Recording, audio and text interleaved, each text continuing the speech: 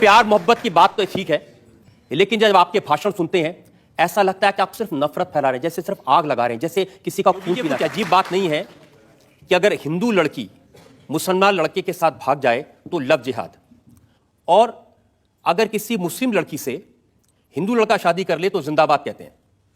ये double standard क्या है? डबल स्टैंडर्ड नहीं है।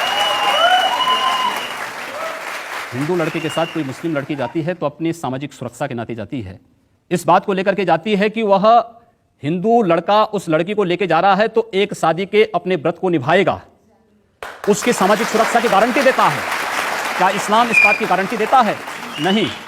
वहां उनके साथ एक वहां पर एक जो हो रहा है इसके पीछे तो बहुत बड़ा अंतरराष्ट्रीय गिरोह काम कर रहा है लव जिहाद के नाम पर। इस पे पैकेज घोषित हुए हैं, हिंदू बालिका का अपहरण होना, उसके साथ जबरन दुष्कर्म करना, उसकी जिंदगी को बर्बाद कर देना, उसके अलग अलग पैकेज घोषित हैं। और ये धोखे के नाम पर आखिर क्यों अपना पूरा नाम नहीं बताती हो? पहले से अपना सही नाम बताइए। क्यों आप गुड्डू, पप्पू और अन्य नाम पर बेवकूफ बना रहे हो समाज को? सही नाम से सामने आइए। हमें आपत्ति इस बात पे नहीं, आपत्ति इस बात पर है कि लव जिहाद देश के खिलाफ अंतरराष्ट्रीय साजिश है।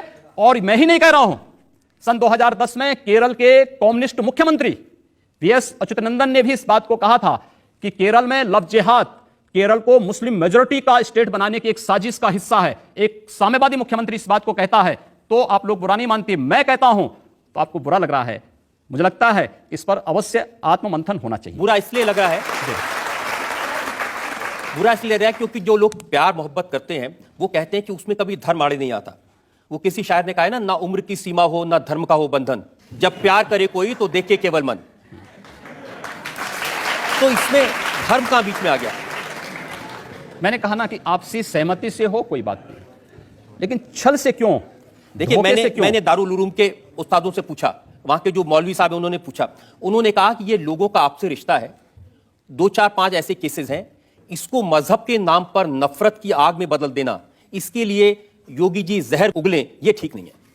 उन मौलवी से इस बात को भी कहना चाहिए कि मुस्लिम लड़की जब भागती है किसी हिंदू लड़के के साथ तब भी उनको आपत्ति नहीं होनी चाहिए, तब भी उनको इसके बारे में फतवा जारी करना चाहिए। अच्छा होता देवबंद फतवा जारी करता, आईएसआईएस जो कि इराक में कर रहा है, सीरिया में कर रहा है, उसके खिलाफ फतवा जारी करते, कश्मीर में जो कुछ हो रहा है उसके बारे में फतवा जारी करते, अच्छा होता। पूरे देश के अंदर क्यों नहीं एक यूनिफॉर्म सिविल कोड लगा देते हैं? हम तो बहुत दिनों से, यानी ऐसा दुर्भाग्यपूर्ण स्थिति है कि इस देश का बहुसंख्यक समाज कह रहा है कि इस देश के अंदर एक समान नागरिक कानून होना चाहिए। इस देश का बहुसंख्यक समाज अपने लिए विशेष अधिकारों की मांग नहीं कर रहा है। इस समय हम बात कर रहे हैं वो आपके आरोप की जिसको आप लव जिहाद कह रहे हैं। मौलाना असद मदनी का बयान मैंने देखा, उन्होंने कहा कि योगी आदित्यनाथ कौन होते हैं ये कहने वाले कि ये जिहाद है या ये लव है। अगर ये तय करना है तो सुप्रीम कोर्ट के जज, हाई कोर्ट के जज, उनको नियुक्त कर दिया जाए, वो ये बताएं कि ये लव जिहाद है या ये वाकई में एक मोहब्बत का रिश्ता। मैं कह रहा हूं ना, 3 हाई कोर्ट के तो नाम मैंने लिए। आप कह रहे हैं कि अगर मुसलमान लड़का हिंदू लड़की से शादी करे तो ये लव जिहाद है। आपकी पार्टी के 3 प्रवक्ता हैं, शाहनवाज हुसैन, उन्होंने हिंदू लड़की से शादी की है, मुख्तार अब्बास नकवी, उन्होंने हिंदू लड़की से शादी की है, एमजे अकबर, उन्होंने हिंदू लड़की से शादी की है। तो बीजेपी के ये तीनों प्रवक्ता लव जिहादी हो गए? नहीं, देखिए, इन्होंने धोखे से नहीं किया, इन्होंने धोखे से नहीं किया, अपने वास्तविक रूप में किया। दूसरा, इन तीनों नेताओं ने भारत की परंपरा पर विश्वास किया, भारत के हर उसको उन्होंने अपने परिवार को इस बात के लिए बाध्य नहीं किया कि तुम भी नमाज पढ़ो, तुम भी उन इस्लाम की बुनियादी सिद्धांतों पर विश्वास करो जिनको वे अब तक नहीं मानते थे। उनके लिए उनके साथ जबरदस्ती नहीं किया। उनके रांची में हुआ, एक पति अपनी पत्नी से क्या कहता है और पत्नी ये नहीं, मंदिर जाते हैं और दीपावली भी मनाते हैं, दीपावली भी मनाते हैं, होली भी खेलते हैं।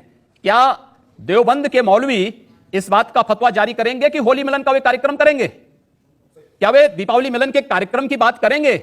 नहीं कर सकते, मैं जानता हूं नहीं करेंगे। इसलिए जब वे इन त्योहारों को नहीं मनाने की बात कर सकते हैं, लेकिन ये तीनों नेता अपने घर में इन त्योहारों को मनाते हैं। योगी जी, जो मुस्लिम लोग हैं चाहे किसी भी स्थिति में हो, अब शाहरुख खान ने भी एक हिंदू लड़की से शादी की, आमिर खान ने भी एक हिंदू लड़की से शादी की, ये जिहादी थोड़ी हो गए? नहीं, जिहादी मैंने कहा ना, जिहाद का फर्क मैंने किस बात को कहा?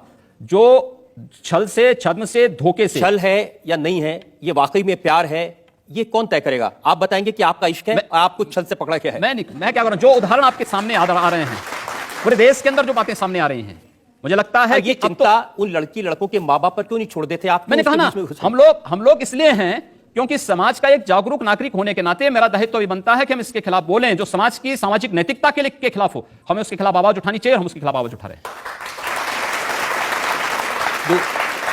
देवबंद के उलेमा हैं, उन्होंने कहा कि ये एक इस्लाम के खिलाफ साजिश है। योगी आदित्यनाथ और उनके साथी मुसलमानों को बदनाम करने के लिए उन्होंने लव जिहाद नाम का शब्द ईजाद किया है। यह शब्द हमने नहीं ईजाद किया है, एक शब्द केरल से आया है और पूरे देश के अंदर केरल इसका सबसे पहले शिकार हुआ था। केरल के बाद कर्नाटक, उत्तर प्रदेश और पश्चिमी उत्तर प्रदेश, उत्तर प्रदेश में भी पश्चिमी उत्तर प्रदेश इससे सर्वाधिक पीड़ित है, प्रताड़ित है। दुर्भाग्य से वहां एक ऐसी सरकार भी आ गई जो इस प्रकार के तत्वों को प्रेरित और प्रोत्साहित करती है। इसलिए ये शब्द मैं नहीं दे रहा हूं, ये शब्द वहां पर प्रचलन के उसमें है और चूंकि वह इस्लाम के नाम पर हो रहा है इसलिए जिहाद उसको नाम दिया गया है। लेकिन आपके इस करने का असर क्या हुआ है? कोई भी मुस्लिम लड़का अगर हिंदू लड़की से प्यार करता है, आपकी छल कपट जबरदस्ती बात नहीं कर रहा हूं, मोहब्बत हो जाती है असल में, तो भी लोग उसको परेशान करते हैं। रोज तो समाचार पत्रों में आ रहे हैं, रोज तो आप देख रहे हैं, रोज तो इस प्रकार की बातें आ रही हैं कि पहले नाम उसका कुछ और है, परिवर्तित नाम में कुछ और करके बाद में जब वास्तविक स्वरूप में आती है तो वो बालिका तब अपने आप को देखती है कि हमारे साथ धोखा हो चुका है। और यही हो रहा है, लव जिहाद के नाम पर यही हो रहा है। तो आप बालिकाओं को समझाइए ना। हमने कहा ना कि हम पूरे समाज को कह रहे हैं और दूसरा हम प्रशासन से भी कह रहे हैं, शासन से भी कह रहे हैं कि लव जिहाद देश के खिलाफ एक साजिश है। और केरल के मुख्यमंत्री इस बात को कहते हैं, साम्यवादी मुख्यमंत्री इस बात का साहस करता है कि लव जिहाद इस देश के अंदर सांप्रदायिक सौहार्द को बिगाड़ने और देश को एक मुस्लिम मेजॉरिटी का स्टेट बनाने की एक साजिश का हिस्सा है, इसका विरोध होना चाहिए। योगी जी, बहुत सारे नौजवान यहां पर मौजूद हैं और इनसे पूछते हैं ये लोग क्या सवाल पूछना चाहते हैं। सर, मेरा सवाल ये था कि हम कैसे फर्क पता कर सकते हैं कि कोई हिंदू लड़की मुस्लिम से प्यार करती है, वो लव जिहाद है या फिर सच्चा प्यार है? आप लोगों को इस बारे में भी ध्यान रखना पड़ेगा कि जो उपनाम के आधार पर धोखा हो रहा है, ये इस बात को ध्यान में रख करके किया जाना चाहिए कि उसकी आइडेंटिटी पहले पूरी मालूम हो जाए। हिंदू परंपरा में क्यों देखते थे कि 7 पीढ़ी पूर्व का पूरा इतिहास निकालते थे। पहले बायोडाटा निकाले फिर प्यार करें। बिल्कुल, पहले बायोडाटा निकालें, देखें उसके बारे में, फिर जानकारी लें। उसके पीछे उसमें कोई आतंकी भी हो सकता है, कोई समाज विरोधी भी हो सकता है। योगी जी, ये बताइए कि आपने कभी किसी से प्यार किया है? देखिए, मैं एक सन्यासी हूं, मैं केवल भारत माता से प्यार करता हूं और मुझे लगता है कि इन सब बच्चों को प्यार करता हूं। मैं इसलिए पूछ रहा हूं क्योंकि जब आपने इश्क नहीं किया, मोहब्बत नहीं की, तो आपको क्या मालूम जब कोई किसी को दिल देता है तो उसका बायोडाटा थोड़ी पहले पूछेगा। ऐसा नहीं, देखिए सवाल यह है कि आप अपने पूरी जिंदगी के बारे में, शादी ब्याह को केवल 2 व्यक्तियों का मेल मिलाप नहीं मान सकते। यह समाज की वह आधारशिला आप खड़ा करना चाहते हैं जिस पर इस राष्ट्र का भवन तैयार होना है। आप इसको केवल एक दिन का खेल नहीं है प्यार, यह जीवन भर चलने वाली एक प्रक्रिया है और उस पर आधारित जो व्यवस्था होगी उस देश की नींव बनेगी।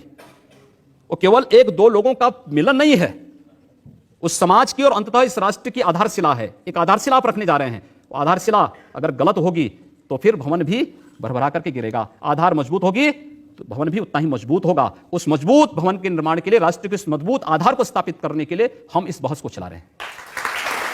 प्यार मोहब्बत की बात तो ठीक है, लेकिन जब आपके भाषण सुनते हैं ऐसा लगता है कि आप सिर्फ नफरत फैला रहे हैं, जैसे सिर्फ आग लगा रहे हैं, जैसे किसी का खून पीना चाहते हैं। मैं एक सन्यासी हूं और एक सन्यासी होने के नाते सच बोलने का साहस करता हूं। जो सच है वो बोलता हूं। देश की राजनीति सच स्वीकार करने को तैयार नहीं है। मुझे लगता है एक दिन उस सच को, अपने अस्तित्व के लिए अपने उस सच को स्वीकार करना पड़ेगा। ऐसा सच आप कहते हैं कि अगर एक हिंदू का खून बहेगा तो हम 10 मुसलमान का खून बहाएंगे? मुझे लगता है किस परिप्रेक्ष्य में हुआ है, किस परिप्रेक्ष्य में कहा गया है, पूरा वक्तव्य सामने आएगा तो मुझे लगता है उस पर ज्यादा बेहतर तरीके से बोलूंगा। चलिए, आपको मैं पूरा वक्तव्य सुना देता हूं आपका। ऐसी क्या बात है, ये वीडियो हमारे पास में है 27 जनवरी 2007 का, गोरखपुर में कैसे आपके मुंह से मशीन गन से भी ज्यादा आग निकल रही है, आपको सुनवाते हैं। एक हिंदू का खून बहेगा तो एक हिंदू के खून के बदले आने वाले समय में हम प्रशासन से FIR दर्ज नहीं करवाएंगे, बल्कि कम से कम 10 ऐसे लोगों की हत्या उससे करवाएंगे जो लोग भगवा वस्त्र पहन के, हाँ, साधु का रूप धारण करके इस तरह की नफरत की बात करना ठीक है? देखिए, मैंने उस बात को कंडीशनल कहा है। अगर कोई आपको मारेगा तो मुझे लगता है कि सामने कोई मानव होगा तो उस मानव को आप ये मान सकते हैं कि आपने एक थप्पड़ मारा, आप दूसरा थप्पड़ भी सहन कर सकते हैं। लेकिन अगर सामने दानव है तो अगर मारना एक हाथ से मारता है, दूसरा हाथ से उसका जवाब भी दीजिए। मैं एक सन्यासी हूँ, अगर हमें शास्त्र की का प्रशिक्षण दिया गया, तो शास्त्र के साथ साथ शस्त्र का भी।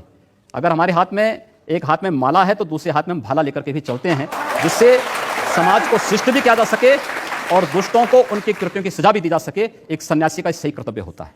योगी जी, आप भारत की पार्लियामेंट के सदस्य हैं, आप उस सर्वोच्च व्यवस्था में हैं जो कानून बनाती है। आप लोगों से कह रहे हैं कि हम एफआईआर दर्ज नहीं करवाएंगे, अगर एक मारेगा तो हम 10 मारेंगे। आप गब्बर सिंह हैं कि हमने प्रशासन से इस बात को कहा, जब प्रशासन बात नहीं मानता है, जहां पर प्रशासनिक व्यवस्था पूरी तरह फेल हो चुकी है, जहां पर वो किसी चीज को सुनने को तैयार नहीं है। गोरखपुर में दर्जनों व्यापारियों की दुकानें आग लगाई जा चुकी थी। एक व्यापारी की हत्या सरेआम इसलिए कर दी जाती क्योंकि हिंदू बालिका को जबरन, मुहर्रम का जुलूस उस बालिका के साथ जबरन करने का प्रयास करता और वो व्यापारी उसको बचाने के लिए आता है, तो उसकी हत्या सरेआम पुलिस की जीप से खींच करके, चाकू से गोंद करके उसकी हत्या कर दी जाती है। कोई इस बात को सुनने को तैयार नहीं। आखिर हम लोग बाकी इसके अलावा हमारे पास चारा क्या है? अपने लोगों को संगठित करके इस प्रकार के अन्याय का प्रतिकार करना। मुझे लगता है जब कानून और व्यवस्था फेल हो जाती है, जंगल राज हो जाता है, तो जंगल राज का जवाब जैसे को तैसा देने की तैयारी होनी चाहिए।